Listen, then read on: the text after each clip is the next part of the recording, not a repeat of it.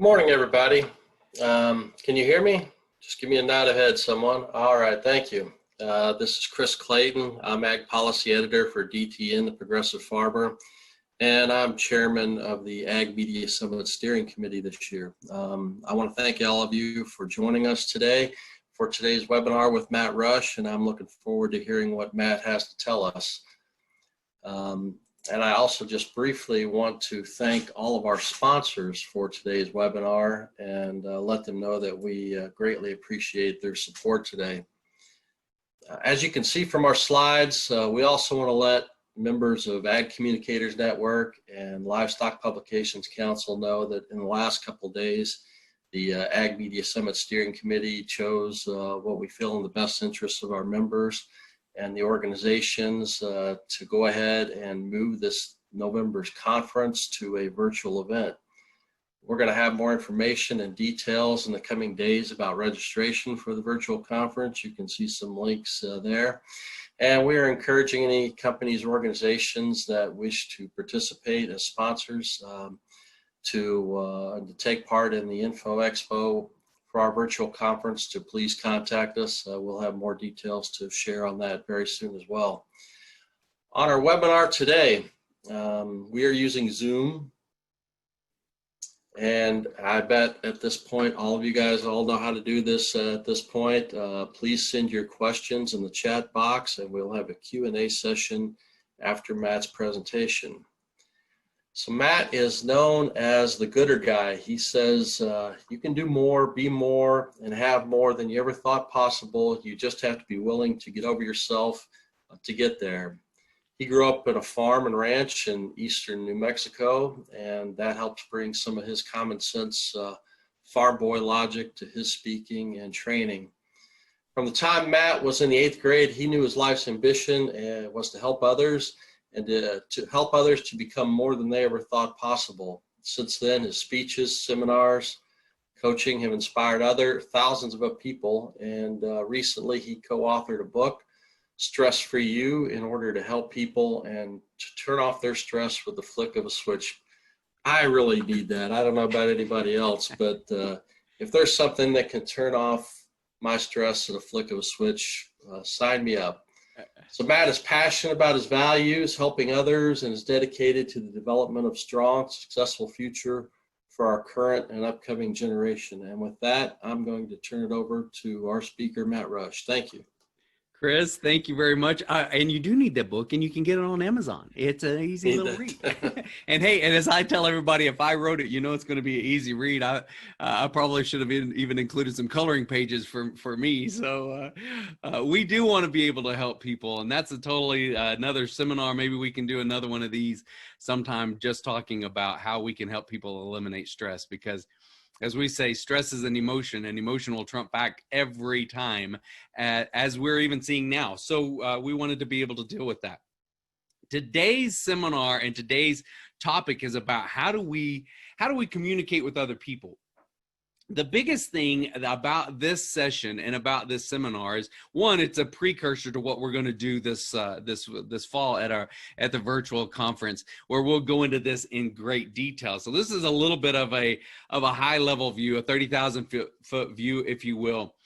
But we wanted to bring you something that you could actually start using now, because obviously we are in a world that is absolutely totally different than it was this time last year. We know that things are going to probably still be a little different for a while, but ultimately the number one thing that we have to do is we have to be able to communicate a message effectively if we are going to effectuate real change, especially in the world of agriculture. So that's the basis of today's topic. Feel free to shoot questions in there, and we'll make sure we get to all of those at the end. But we want to have a little bit of fun today. We also want to be able to give you some nuts and bolts, some things that you can put into your toolbox to better connect with people. Because really, and it's even in that intro slide as well, what's more important? We'll just start this whole thing off with that question. What's more important? Having a message or having the message heard? Obviously, it's having the message heard. We know that, but in agriculture especially, we've really spent the last probably 10 years, and I'm part of the cause, the problem of this, we've spent the last 10 years trying to get everyone to tell their story, right? I mean, we've been, you got to get out there and tell your story. You got to tell your story. One of the lines in one of my speeches has been, you know, those of us in agriculture are perfectly content to sit on a tractor, sit on a horse, and just do our jobs. And we really would like to be left alone to do our jobs. But in the absence of our voices, those who don't know us, don't understand us, or don't like us are redefining who we are. And it's up to us to get that message out there about who we are. And I was in the middle of a talk one time, and I made that statement, and it was like the good Lord slapped me upside the head and said, that's one of the dumbest things you could ever tell anybody to do. Because quite frankly, when it comes to us telling our story, what's the problem with that? The problem with that is, quite frankly, most people don't care, right? I mean, your mama doesn't hardly care. She just wants to know you're okay. But most people don't actually, they don't care. They mostly care about, I should say, how your story matters to who, how it actually matters to them. So instead of telling our story, I've started saying we need to be connecting to people, because if we can connect to people, hey, if a connection's strong enough, history has shown that people will follow you over a cliff. I mean, if a connection is strong enough, people will literally drink the Kool-Aid. Or if a connection is strong enough, people will follow you to the ends of the earth if we can build that connection. So what we want to do is be able to build those connections and be able to then connect to people on an emotional level, because then we know that emotion is super powerful. And if we can connect on that emotional level, then we can actually lead people. Then we can get them to actually hear our story. So today we're going to be figuring out, how do we do that? What's the first step in connecting to someone so that they actually hear us? And even if it's writing a story, reporting a story, or even if it's TV, or even if it's talking to someone at the grocery store, this applies. And the reason I like this seminar more than anything I teach is because you can use it with your families, you can use it with your friends, you can use it with your work environment, your work peeps, whoever you're around, whomever you're talking to, you can use this stuff to actually build some super strong connections. Now, the title of this one is called Who Did You Say You Are? If I could put it into a shorter title, I could really sum this whole thing up in 3 words. And that's get over yourself. The day you realize it's not about you, it's about the message. It's about what we're trying to do, what we're trying to accomplish, and where we're trying to lead people. The day you recognize it's not about you, it's about all of them, and getting that message heard, is the day everything's going to change for you. So I would like, and understand, don't hear what I'm not saying. When I say get over yourself, I'm not saying to think less of yourself. I'm just saying to think of yourself less and start putting things in a context to where maybe somebody else likes to be told. Because then again, what's more important? Having the message heard, what's more important? Being able to give that, or actually saying it in a way that other people want to hear it. So we could even take this into some old classic principles. What's the golden rule? We could start this whole thing out when I guarantee it, the majority of people that are on this call today or listen to the recording can tell me what the golden rule is, and that is do unto others as you would have them do unto you, right? Of course, there's a lot of people in the world today that want to do it to others before they do it to them. Right? So, but the golden rule is do unto others as you would have them do unto you. Treat people the way you want to be treated. But I want to take it to a whole nother level. And there's a book called The Platinum Rule. And if you really want to dive into understanding people's personalities, I highly encourage that. It was published several years ago, but it's called The Platinum Rule. And the Platinum Rule says this: The platinum rule says, I will learn you well enough. I will learn you well enough that I know how you want to be told. In other words, I'll get over myself and understand it's not about the message I have. It's actually about how can I understand you well enough to know how you want to be told. And ever since I read that book and ever since I heard that principle, it's been one of those things that's really, it's just stuck with me and really has been emblazoned in my mindset. Because especially as a speaker, as a trainer, as people who are communicators, as we all are, we get into this mindset of just getting a message out there. And that may not be the most effective way. In fact, there's a quote. If you have pen and paper, I want you to write this quote down. And the quote says this. It says, pretend that every person that you meet has a sign around their neck that says, make me feel important. Pretend that every single person you meet has a sign around their neck that says, make me feel important. Not only will you succeed in sales, you will succeed in life. I'll say it one more time. So if you're writing it down, pretend that every single person you meet has a sign around their neck that says, make me feel important. Not only will you succeed in sales, you will succeed in life. And a lady by the name of Mary Kay Ash is the one who first said that. Obviously, she was kind of successful in her business. Started a little company known as Mary Kay that's existed long after she's been gone. So how then do we do that? How then do we treat others the way that we want to be treated? How do we understand people well enough to know how they want to be told and treat them like they have that sign around their neck that says, make me feel important? Well, it's about how do we get over ourselves? Part of this is, I call it the definition of maturity. And the definition of maturity says, I understand my natural tendencies.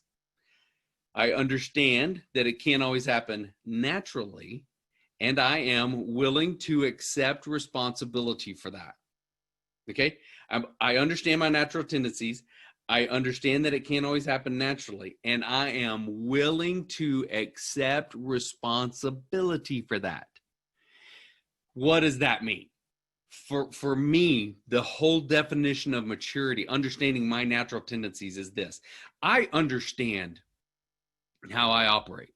I understand how this little space between my ears works. I understand how I like to be told. I understand, hey, I'm the happy-go-lucky guy. I'm the guy that makes you want to feel like you can run through a brick wall and achieve anything you want to achieve.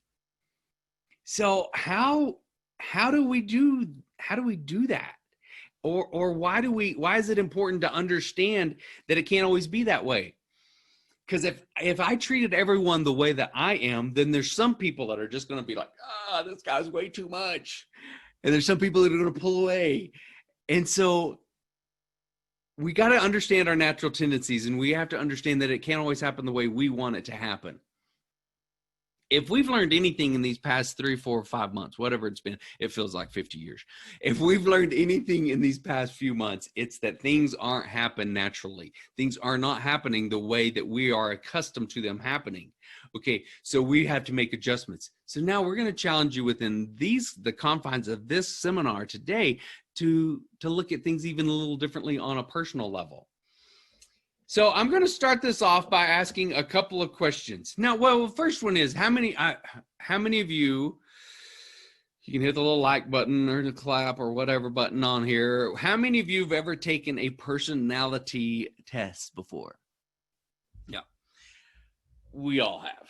We've all taken one of the countless personality tests to determine if we're a PG, TIFF, or an eagle or an owl, or a gem, or a diamond, or a blue, pink. I don't know. There's a ton of them.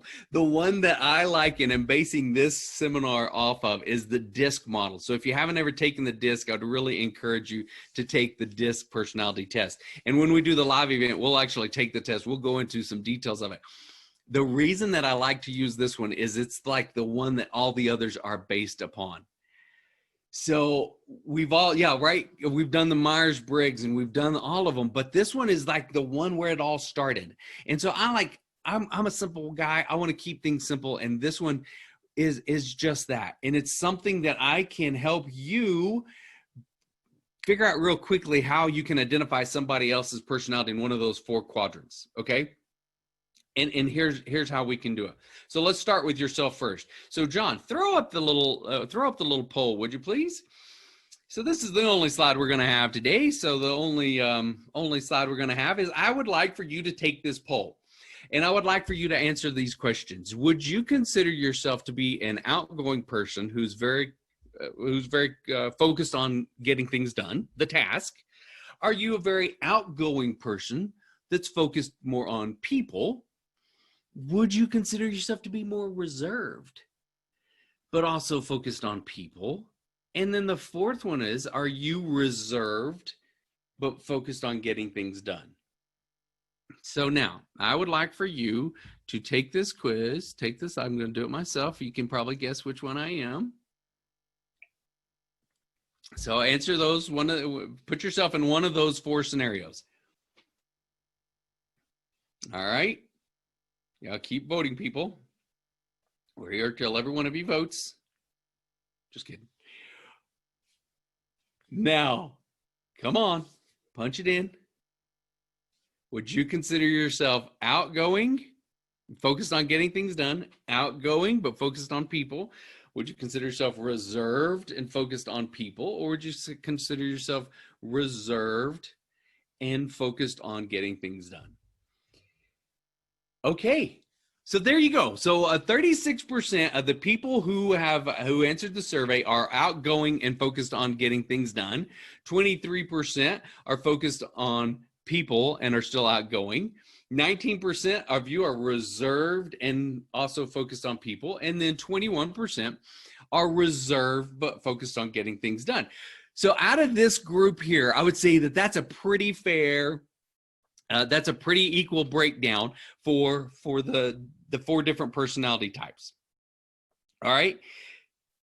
Now, can we not identify pretty quickly from the first time we meet somebody, whether they're outgoing or whether they're reserved? Like, we can tell that pretty quick. So then if we can just tell those 2 things, then obviously we're going to be able to adjust the way we communicate to better talk to them in a way they want to be heard. But we can also then drill down a little bit deeper and figure out, hey, are they focused on getting things done or are they focused on people? And just by identifying those 4 simple little things, I can put the majority of you into a personality group to where you are, the first one being dominant, if you are outgoing but focused on task. The second, if you're outgoing and focused on people, I know that you're an influencer. The next one, if you're reserved but focused on people, I know that you're the S, you're a steady person. And if you're reserved and focused on task, I know that you are the conscientious type person, the C. So dominant, influence, steady, conscientious, the 4 groups of people that we predominantly have. So now that we've identified just that based upon that, no, we didn't take the test, which the link is posted. We didn't take the whole test or do any of that stuff.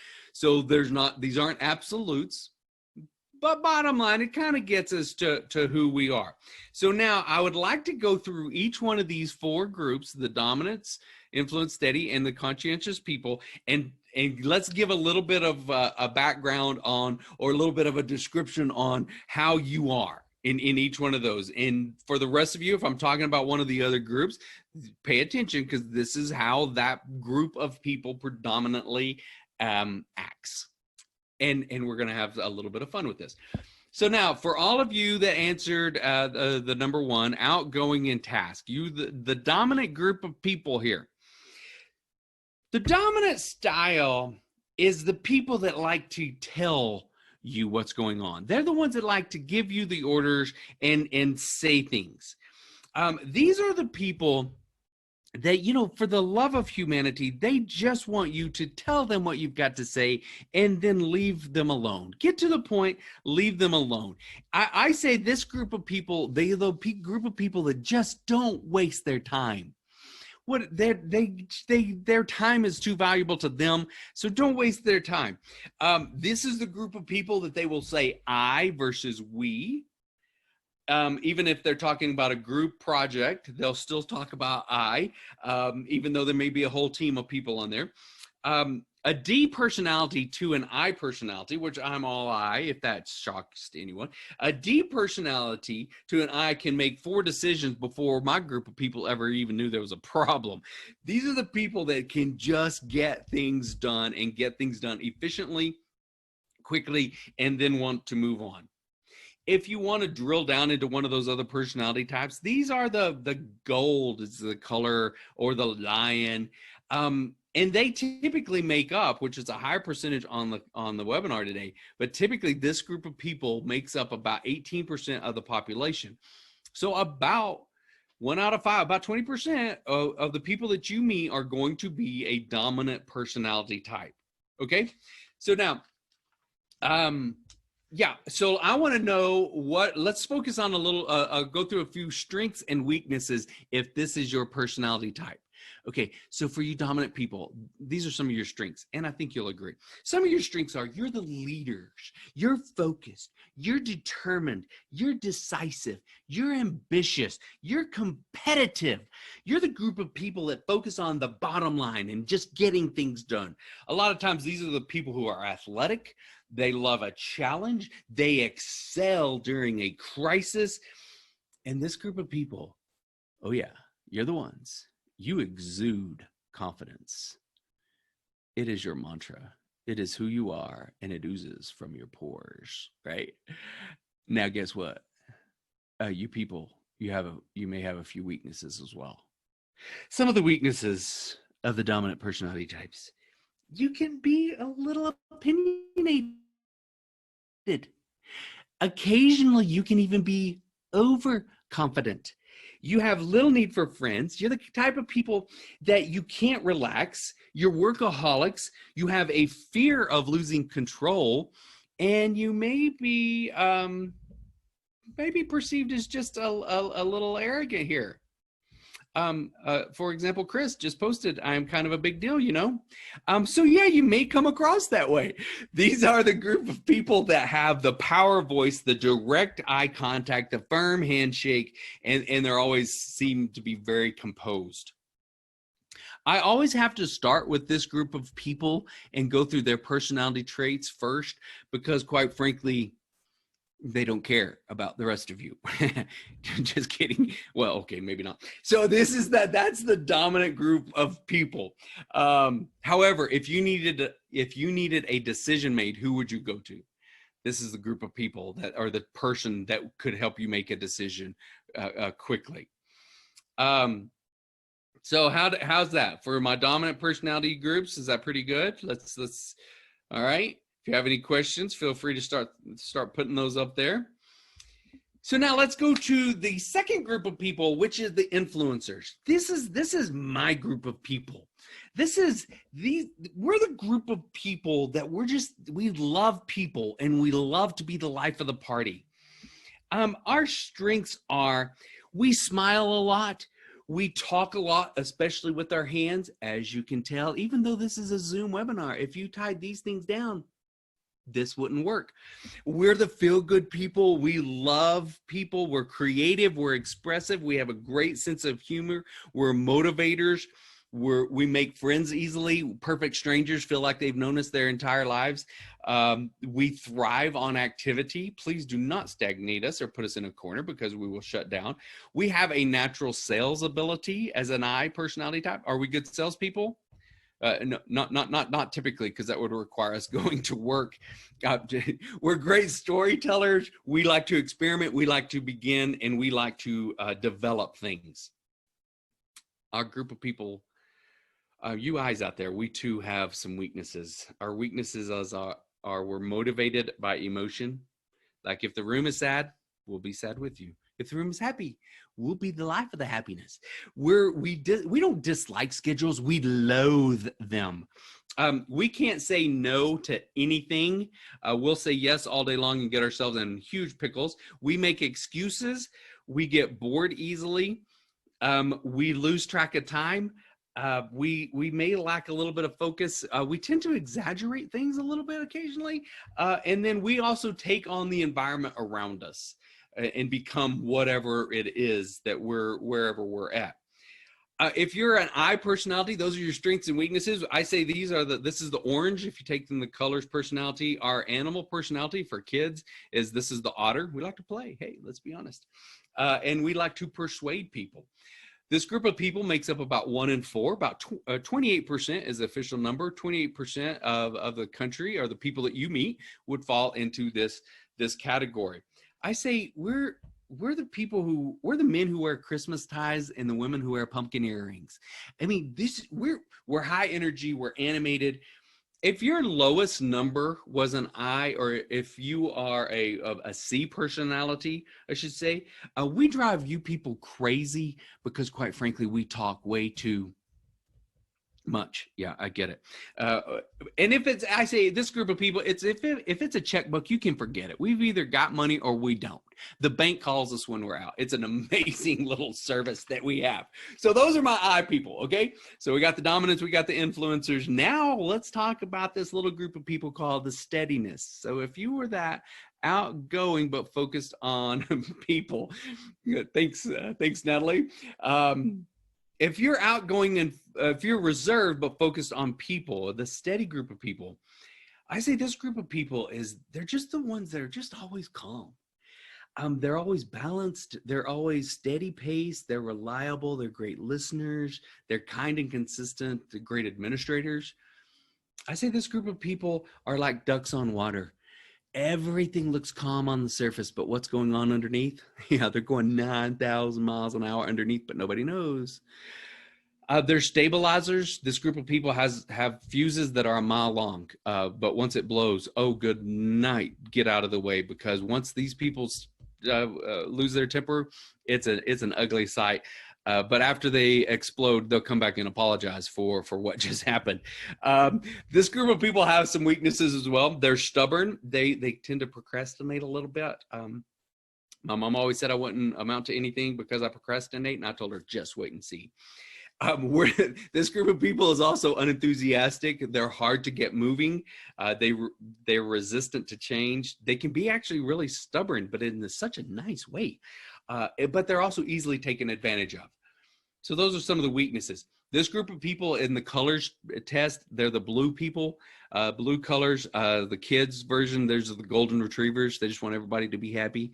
And they make up about 40% of the population. So not quite half, but 40% of the population are the steady group of people. All right. I say they're easygoing, they're smiling, and they're the head nodders. For those of you who are from this group of people on this webinar, I know what you've been doing this whole time. You've been like, that's right. That's right. You're like a little bobbing dog. And once I point that out, even in live sessions, you can't stop bobbing that head up and down. They're the head nodders. So that's our steady group of people. I love you. I say then the fourth group of people is the conscientious group of people. This is the group of people that are, their strengths are, they're the perfect group. I mean, they work well alone. They're detailed, they're planners, they're good with numbers and charts, they're organized, they're analytical, they're persevering, they're knowledgeable, they like to be right. And they stick to it. I say these are the group of people that have everything in order on their desk. And if you move one thing out of order, it blows everything up. Like they just have everything. They have their ducks in a row all the time. They're on top of things and they get things done, and they'll prove it with their charts and their numbers. They also have some weaknesses. For those of you who are from this conscientious group of people, your weaknesses are you're easily depressed. You lack spontaneity. I mean, if I was looking at you, you'd be staring blankly back at me, even though you know I'm right. You do not like pressure. You're perfectionistic, which you think that's a strength. It can also be a weakness, right? You know that's true. This is a group of people that need plenty of time to get things done. They have a difficulty dealing with change. They have this group of people, you people have such a great sense of humor, but it's usually in real snide, snarky one-liner remarks. You'll crack everybody up with your sarcasm, and they'll be rolling in the floor laughing, and you'll just be staring at them like, little people, I made you laugh. Huh. If things go wrong, this group of people also has a tendency to get depressed. Bobblehead Mats. Jay, that's brilliant. The I in me likes that a lot. Okay, these people are, the last thing on the C's, they're controlled, they have precise gestures, and they have that, what I call the nervous laugh. So then if I could break down, how do we start to tell people differently? Right? Because that's what this has been, that's what I've talked about from the very beginning, is how do we start to tell people so that they actually hear what we're trying to say. So if you know that you're talking to a dominant personality type, someone who is outgoing but focused on getting things done, I tell them, just be straight out and tell them what you've got to say. Get to it. Number two, if you're talking to an influencer, a outgoing personality that's focused on people, then flower it up a little bit.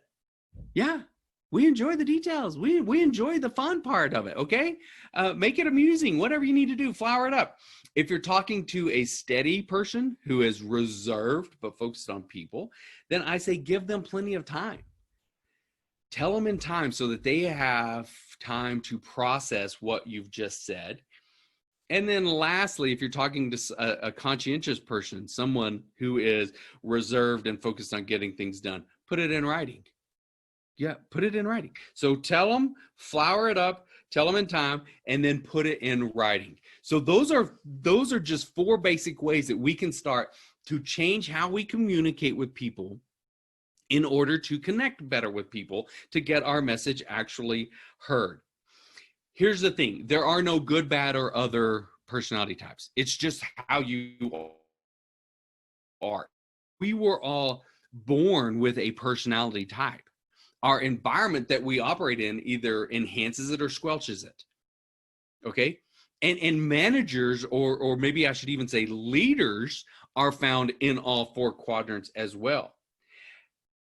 However, successful leaders and managers are aware of these styles and can modify the way that they communicate to better meet other people.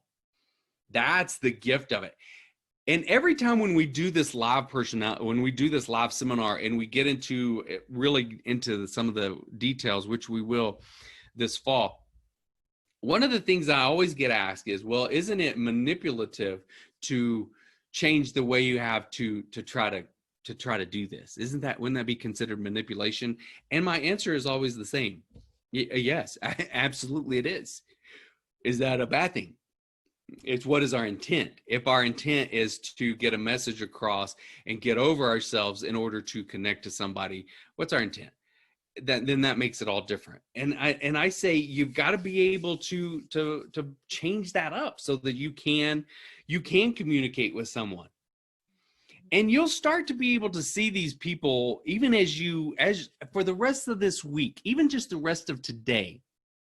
I would like for you to start looking for people that fit this 4 group of people.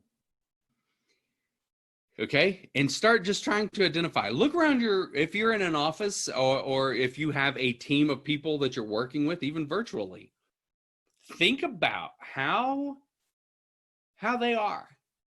Are they outgoing and focused on getting things done, or are they that 4th one? Are they reserved and just want to get things done perfectly?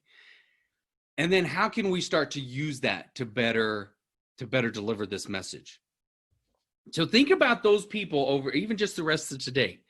And then, okay, here's what I'd like for you to do. As you're doing that, if you think of, okay, so if you are a dominant personality type, and you're trying to communicate to one of those other styles. So if you're a dominant and you're communicating to another dominant personality type, just be yourself.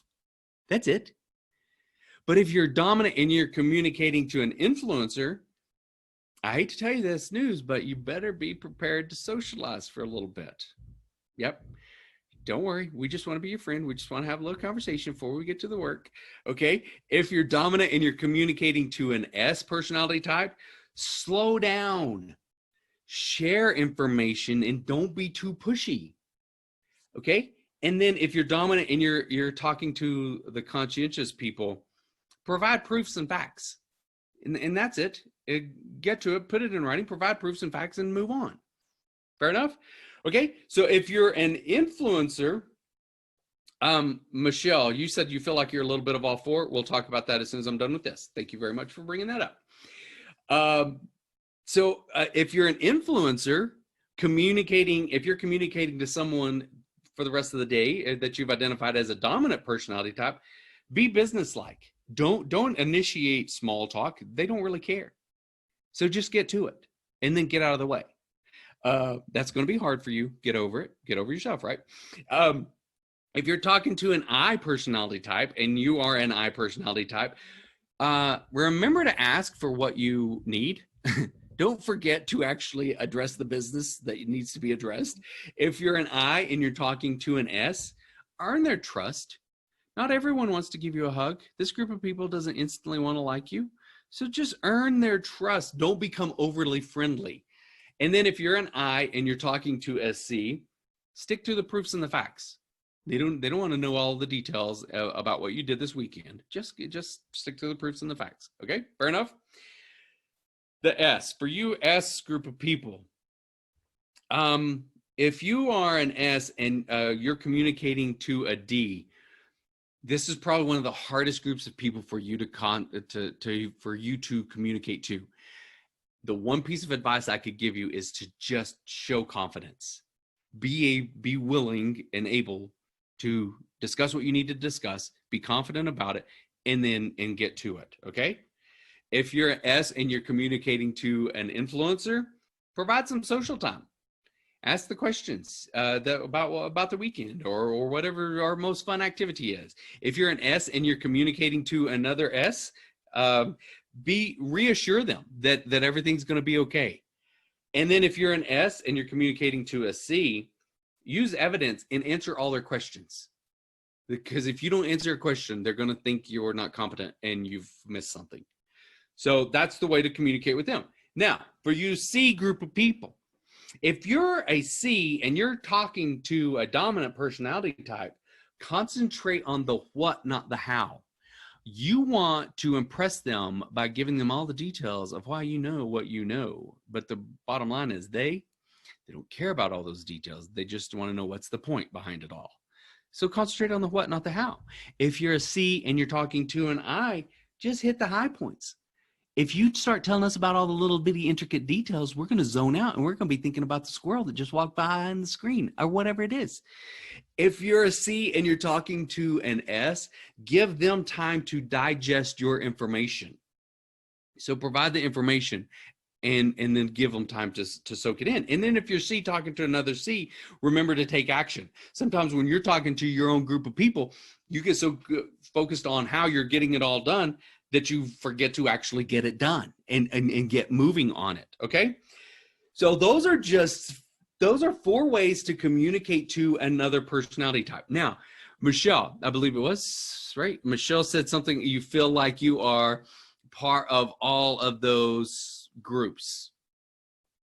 I get that. I too am part of those. I too feel like I have a bit of all of that in me. My friend Deline, who she and I used to work together, she would probably agree with that. I naturally am an outgoing person. But what's that definition of maturity? I understand my natural tendencies. I understand that it can't always happen naturally, and I'm willing to accept responsibility for that. As an outgoing person, I knew when I took over a role as a CEO, I couldn't just be fun-loving and happy all the time. I had to get some things done. But also understood I had to reassure everyone that it was going to be okay, the S group of people. And then I had to have things done in a timely manner and get things done effectively. So I had to adjust who I was to make sure we got things done. So as an effective leader, we're able to then be able to do that and be able to hit all those different personality types. And that's part of the glory of this, is being able to blend in with all these. And I wouldn't say become a chameleon, but at least be able to identify them and be able to take that on so that you can get done what you need to get done. Now, for those of you you may be thinking, well, I write. So how would I do this in my writing? you can blend this in even to a live event. When I'm doing a live event, I know that I have to hit on all four of these things. I have to provide the confidence in what I have to say. I have to make it interesting for a certain group of people to keep their attention. I have to reassure another group of people that what we're delivering is right and acceptable. But I also have to have some data and graphs and bullet points to assure everyone. So when we do this, even as a virtual event this fall, you will notice that I have welded in something for each one of these personality types. You can do this with your writing. You can do this with your family. You can do this with the people that you're working around. You can use this in any environment you are to better effectuate, to more effectively get a message across. Very good. So that's kind of the four different personality types and how we then get our message across. And we could even take this down into some really fun things about how, okay, I know that if it's buying a car, I know that you dominant people, you trade often and you trade on a pattern. I group of people, you buy something whenever you find out that you look good in it. You buy based on a salesman. I know you S group of people, you can't make up your mind to save your life. You're a salesman's worst nightmare because you always just say, I'm going to have to think about it. You're scared to commit. You see a group of people, you'll investigate something and find out what you want to buy and buy it before you even go test drive something. So we can start even diving into some of the little fun stuff to figure out how we do that and how we then get our message across. So I want to give you a couple of things. Then the last thing here to talk about, how to communicate to a different style. If you're talking to a dominant personality type, for the other three groups, if you're talking to a D, be direct, be concise, get to the point, answer what, not how. If you're one of your three groups and you're talking to the I people, spare the details, socialize, follow up, show some excitement. If you're talking to an S group of people, earn their trust, take it slow and easy, answer all their questions, reassure them. And then if you're talking to a C, provide proof and testimonials, be prepared to answer how you came about that and address disadvantages early to get those out of the way. Does that make sense? Does this sound like something that is helpful or useful? Because you were born with that temperament, how then do we operate outside of that temperament to get things done? We can even take this down into a relationship. There's a quote about relationships that says opposites what? Opposites attract. Why is that? Because then there's a fly. Why do opposites attract? Because it fills a void, right? It balances us. So if we have a dominant person and they know that, hey, they need to be a little more caring, they're predominantly attracted to an S group, or an I, the fun-loving, needs to get things done. So the opposite would be the conscientious. So the D, the S, the I, the C, those are our opposite groups. But the problem with that is when opposites attract, what does that also do later down the road? The same things that drew you to somebody later, they can drive you absolutely crazy. Why is that? If it attracted you in the beginning, why does it drive you crazy later?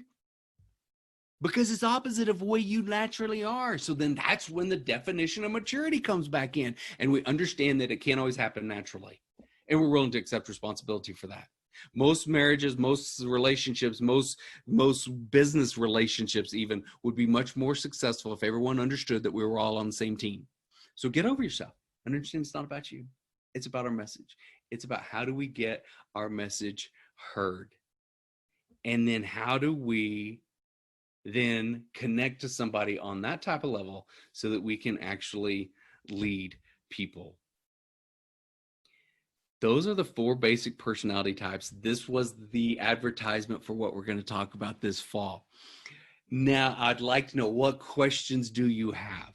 What questions do you have when it comes to addressing different people or connecting to people on a personality type level?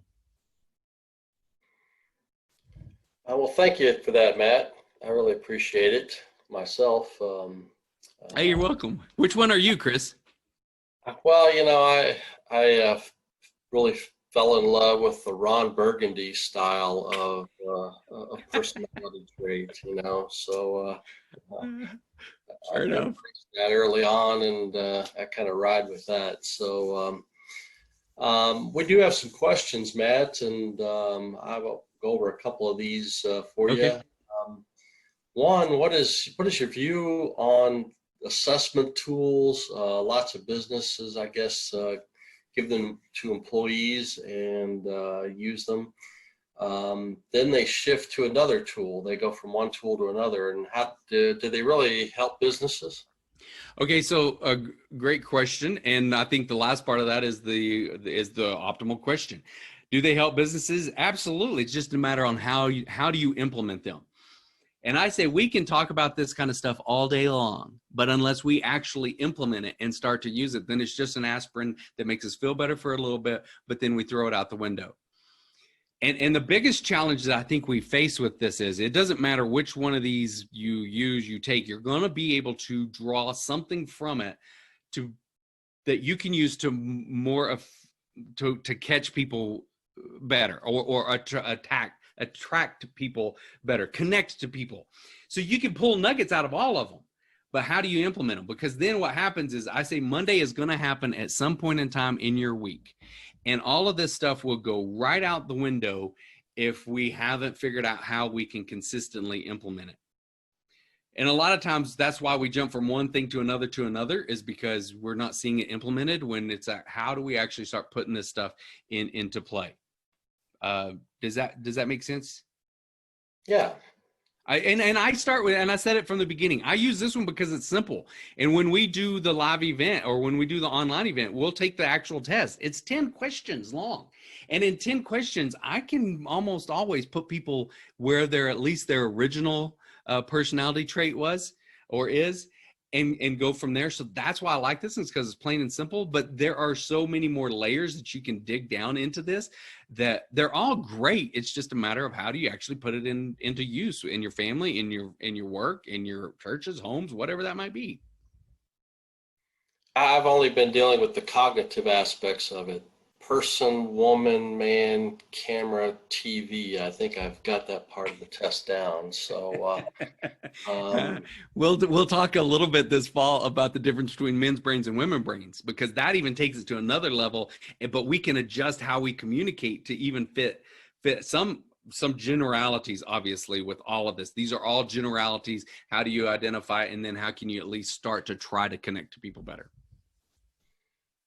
So you touched on this somewhat, but as writers, and we're trying to tell stories for the broad group of audience, how do you speak to the individual personalities a little more when you're dealing with trying to write for a broad audience?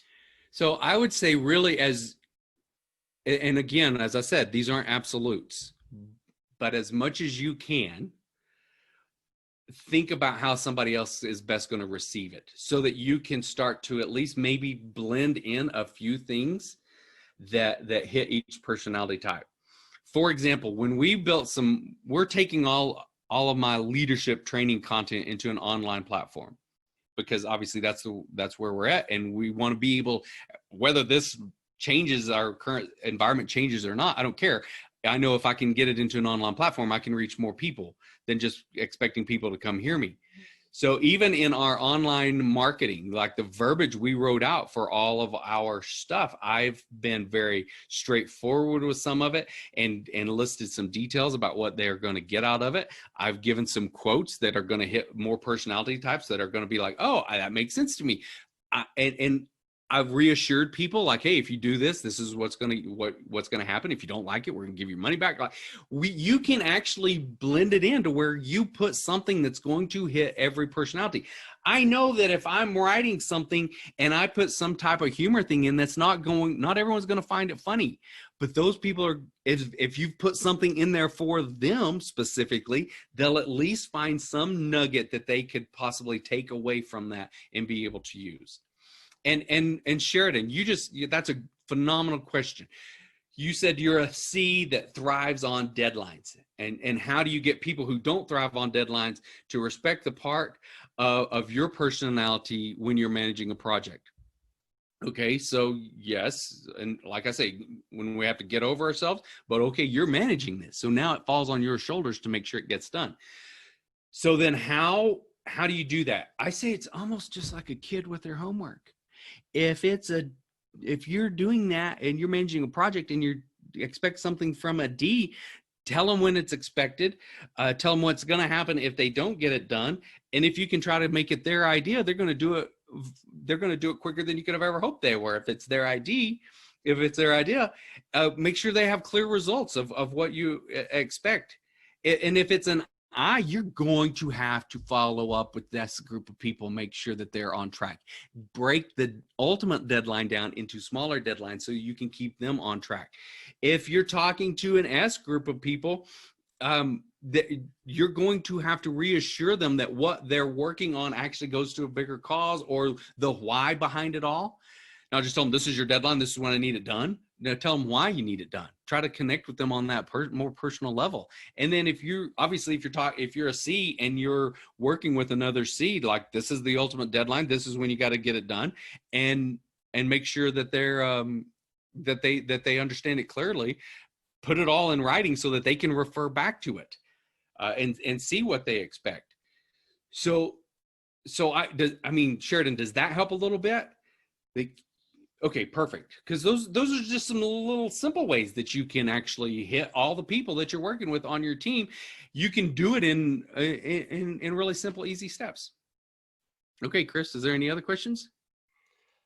Well, you've touched on this in different ways, but and I think maybe this last question hit on this particularly well. But I'm going to go ahead and follow up. How should companies use tools like DISC, and what should companies not do with these assessment tools? Oh, what should they not do? No one's ever asked that question. I think that a little bit goes back to intent. If you use this with wrong intent, then it's manipulation to a negative level, and we've seen it done, and I can prove we've seen it done, because what has the animal rights world done to us? And this is something I know Delene Hodnett's on the call, and she and I did work together.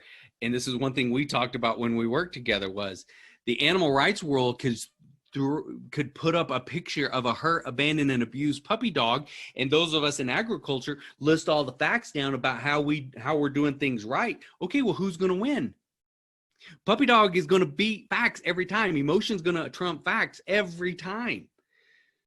So don't do that. But then how can we base that in? Is how can we get over ourselves to be able to attach to someone on that emotional level? And for me, this is something that I think we've really probably, I don't know, we've done wrong. We just haven't paid enough attention to it. We haven't focused on the emotion side of that, because those of us in ag, we just know that what we do is good and pure and right. And so then everybody else should just know that. So I'd say that's one of the things we haven't done well enough with this tool, is use it to connect to somebody on an emotional level, to then build that connection so that they can see that, hey, what we're doing really is good, and it really does make a difference to them. So that's probably the thing, that the two differences is how we should use this and how we shouldn't use it. It's not always easy, but at the same time, don't overcomplicate it either. I mean, we're really all pretty simple. And if you just keep it in 4 little quadrants, that's why I like this one, just because it's just easier for me to hit on all 4 of those things. And by doing so, I know at least I have a better chance of getting that message heard, which, as ag media communicators, as ag media people, that's our ultimate end goal should be. How do we get that message heard? How do we get the message of agriculture, the greatest industry on the face of the planet, the industry that's been around from the beginning of time, that impacts every person on planet Earth? How do we get that message across to people? And how do we get it across to them in a manner that just connects to them on such a level that then they want to be an advocate with us and stand up with us? And we'll even get into that more this fall as well. Yeah, that's a great summary there. We're all trying to figure that out, certainly every single day. Yeah. Uh, I'm going to ask a question real quickly in terms of the DISC assessment and what you find from farmers in general. Where do they fall in most cases, or are they spread pretty closely across the spectrum of those in the assessment? The percentages are the percentages. I don't care what industry someone is in. I don't care what they do, what their background is. I know ultimately at their core, they're going to fall into one of those four categories. Ag people are no different. I can pull up, I can get to a farm or a ranch and real quickly, even almost by looking around their place, I can almost tell where they fall in this in the personality types. And you've all seen them. You've pulled up on those farm operations or those ranches, and everything is meticulously in order, and every tractor or every trailer is parked just perfectly. Okay, what does that tell me? I instantly know that there is probably this is the C personality type. I can pull up to a place, and if they invite me in into their house and want to have cooked dinner for me or offer me something to drink or provide snacks while we're out there, I know that they're probably the S personality type. If they're the fun loving that starts talking to one of you that's doing an article, if they start talking before you ask a question, what group does that fall into? Probably hits me. And then if they're the type of person who is just get to the point and they've got tons to do and have to get busy, then obviously what personality type are they? They're the dominant one. So it doesn't really matter where they're at. That I know that I can identify them in that. And a lot of times I can just do this by watching them and seeing where they fall into that. And then I just adjust how I communicate to them to connect to that. And Jay, funny question that is, do I advocate wearing a badge that says what personality type you are? We have done this for companies and for businesses. Afterwards, we saw them. They started that. They would do it for a week or a few days afterwards just to start to see where everyone was. If they had a new hire come in, they would put these little badges on.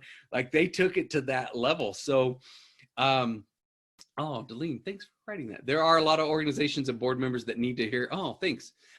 You can contact me real quickly at mattrush.com. But easiest is email, and I'll type this in so that everybody has it. My personal email address is rushspeaks, SPEAKS @gmail.com. I'm also going to give you my cell phone number for all of you, and that's right there. So those cell phone is area code 575-760-7874, rushspeaks@gmail.com. The website is active. It's mattrush.com. We're going through some changes right now. We're revamping some stuff on there. So if you send me something on there, just give me some leeway on that one. You can email me from the website. If you don't hear back from me, please follow up just in case it didn't go through while we're revamping things. But bottom line is, this really does work, and you really can build some amazing connections with people just by understanding how they want to be told. And if we can all, especially in ag, if we could just get over ourselves to understand, how does the soccer mom want to hear it? How does the politician want to hear it? How does the governor want to hear it? And adjust our messages accordingly. It just throws our odds of getting heard up into the stratosphere. So anyone else? Yeah, Chris, one more time. Did anybody have any last questions before we close this out? I promised 1 hour, and we're closing in on the 1 hour mark. Thank you, Natalie. I appreciate that. Thank you very much. I hope this was useful. It's one thing to come to these seminars, but if you just come here and you don't walk away with something you can use, then I say we as presenters have failed you. So we'll even dive into this deeper this fall, and we'll even have a little more fun.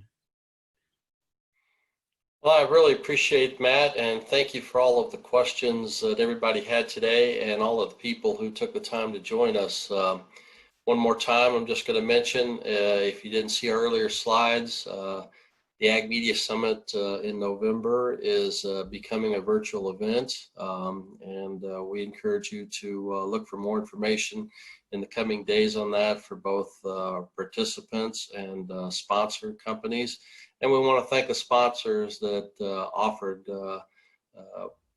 signed up and helped sponsor this event that we had today.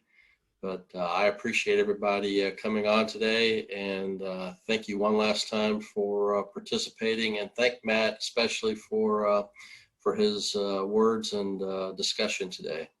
Hey, it was an honor to be here. It kept me from having to go to the farm and help Dad today too, so I don't mind. It was a fun time, and I appreciate y'all's time so much. Thank everybody, and have a good rest of the afternoon. Okay, we'll see you this fall.